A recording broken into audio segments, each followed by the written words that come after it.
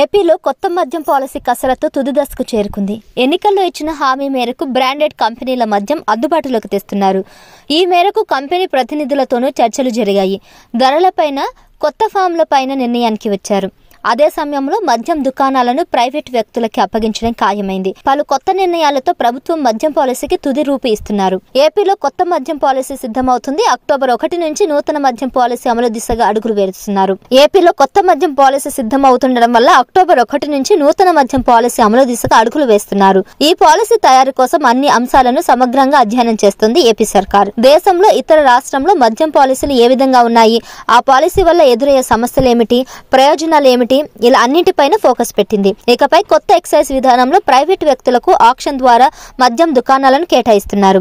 ఇప్పటికే పాలసీ పైన ఏర్పాటైన కేబినెట్ సబ్ కమిటీ పలు అంశాలపై చర్చించింది. బ్రాందీ, విస్కీ, బీర్లలో గతంలో ఉన్న బ్రాండ్లను ఇతర రాష్ట్రాల్లో విక్రయిస్తున్న బ్రాండ్లను విక్రయించే విధంగా ప్రభుత్వం చర్యలు తీసుకుంటుంది. అన్ని న్యాయమైన బ్రాండ్లను అందుబాటులో ఉంచేలా చర్యలు తీసుకుంటుంది. తక్కువ ధరకు మద్యం అమ్మకాలు చేయడంతో పాటు ఆదాయాన్ని పెంచుకునేలా కొత్త ఎక్సైజ్ పాలసీలు కసరత్తును ప్రభుత్వం చేస్తున్నట్లు తెలిసింది. గత 5 ఏళ్ల కాలంలో అందుబాటులో లేకుండా పోయిన ప్రముఖ బ్రాండ్ల మద్యం ఏపీలో తిరిగి అందుబాటులోకి రానుంది.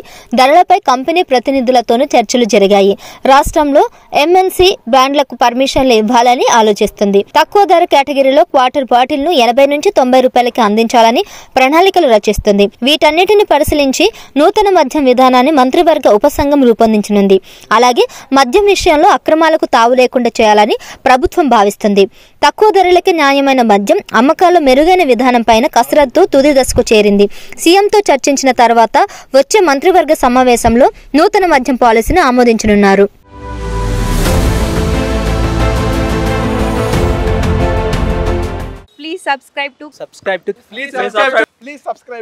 Please subscribe to KTV Telugu. KTV Telugu.